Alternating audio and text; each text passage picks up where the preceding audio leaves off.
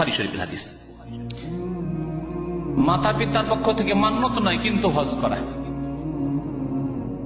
আর আমাদের দেশে অধিকাংশ মাতা পিতার অবস্থা এরকম, হজ ফরজ হয়ে গেছে কিন্তু অজ্ঞতার কারণে নিজের হজ করে না।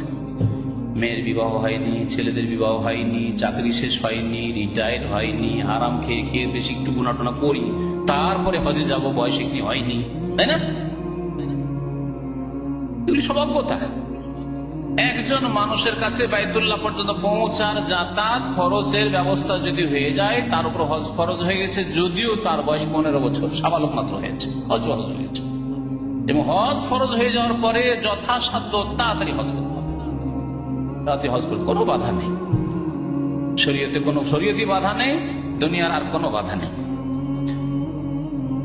আবু রাজিন আল উকাইদি এক সাহাবী বলছেন, আন্নাহু আতান নবী সাল্লাল্লাহু আলাইহি ওয়াসাল্লাম, নবী সাল্লাল্লাহু আলাইহি ওয়াসাল্লামের কাছে আসলেন, আসার পর জিজ্ঞাসা করলেন, ইয়া রাসূলুল্লাহ ইন্না আবী শাইখুন কবীর, আমার পিতা অত্যন্ত বৃদ্ধ হয়ে পড়েছে, লা ইয়াস্তাতিউল হাজ্জা ওয়ালাল উমরাতা, হজও করতে পারবেন না আর উমরাও করতে পারবেন না, তওয়াফও করতে পারবেন না, সাফারও সাই করতে পারবেন না, পাথরও মারতে পারবেন না।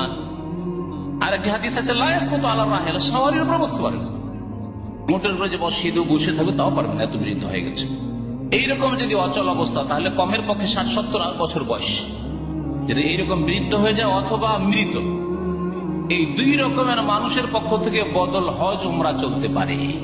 আর যুবকদের পক্ষ থেকে, যুবতীর পক্ষ থেকে অনেক লোক এখানে জিজ্ঞাসা করতে আসে, গত ছুটি থেকে বিয়ে করে এসছে আর আসার পরে আবেগের উমরা করবে, হুজুর আমার স্ত্রী বিয়ে করে এসছে, নতুন স্ত্রীর বদল উমরা করবো আমি, এইরকম ওরা শরীয়তে নেই, এইরকম আবেগী উমরা, আবেগী ইবাদত বন্দেগী নেই।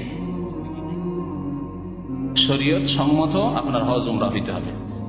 দুইটি ক্ষেত্র বললাম, হয় মৃতদের পক্ষ থেকে হজ উমরা, অথবা যারা অত্যন্ত বৃদ্ধ হয়ে গেছে।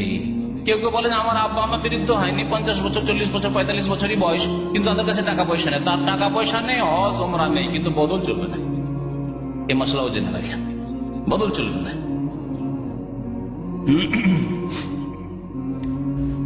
বলছেন যে আমার আব্বা এত বৃদ্ধ হয়ে গেছেন যে হজও করতে পারবেন, ওমরা করতে পারবেন না, এমনকি ওয়ালা জানা সফরও করতে পারবেন না, সফর করার ক্ষমতা নেই। নবী করিম সাল্লাল্লাহু আলাইহি ওয়াসাল্লাম কি বলেছিলেন, হুজ্জান আবিকা ওয়া আতামের, তোমার আব্বার পক্ষ থেকে হজ এবং উমরা করে নাও। হুজ্জান আবিকা ওয়া আতামের, তোমার পিতার পক্ষ থেকে হজ উমরা করে নাও। ইমাম আবু ঈসা তিরমিজি বলছেন, হাযা হাদিসুন সহিহ, হাসানুন সহিহ, হাদিসটি হাসান সহিহ, তিরমিজিতে হাদিসটি রয়েছে। তাহলে এর দ্বারা বোঝা গেল যে বৃদ্ধদের পক্ষ থেকে হজ উমরা করা যাবে। মাতা পিতা যদি ইন্তেকাল করে যায় তো হজ উমরা করা যাবে।